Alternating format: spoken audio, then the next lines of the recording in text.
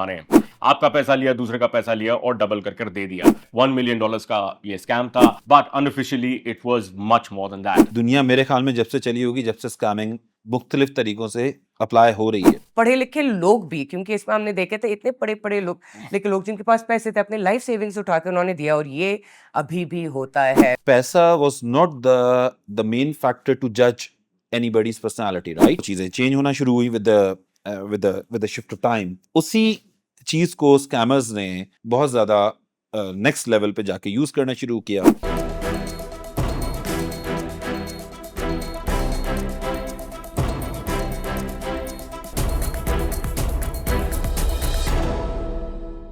But double Shah यार, इससे जहां हमारा टॉपिक शुरू होता है ना कहानी का, वहां से मैं करना चाह रही हूँ तैयब के साथ, because he knows this stuff. So double Shah again बड़ा सिंपल है। अगर मैं नाम लूं सिप्तुल हसन शाह, आप बोलेंगे किसकी बात करें, मगर अगर मैं बोलूं डबल शाह तो आप सबके कान खड़े हो जाएंगे।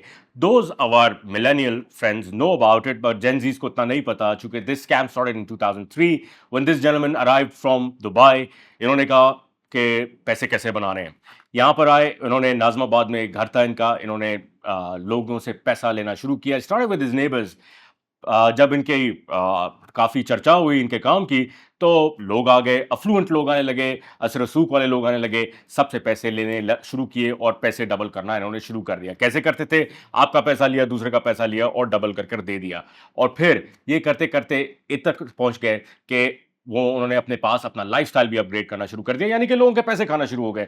मगर गेम उस वक्त सारी एंड हुई जब इन्होंने किसी खास असर रसूख लोगों का पैसा ले लिया और उनको वापस नहीं किया।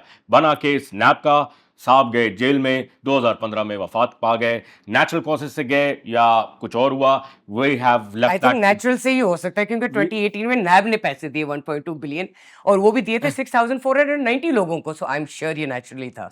यस, पे आउट्स हुए, नैब की कहानी बनी, बट अभी भी कहते हैं कि काफी पैसा नहीं मिल सका।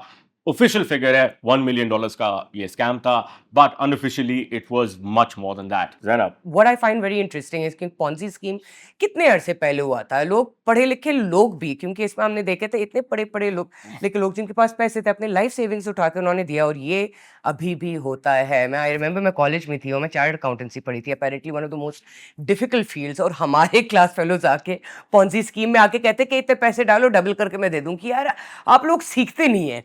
Alright, and this I really want to comment from you Zeeshan on this, because आप ये तो रोज एक्सपीरियंस करते हैं इस तरह के scams. Like what do you see, where do you think it comes from? देखिए, स्कैमिंग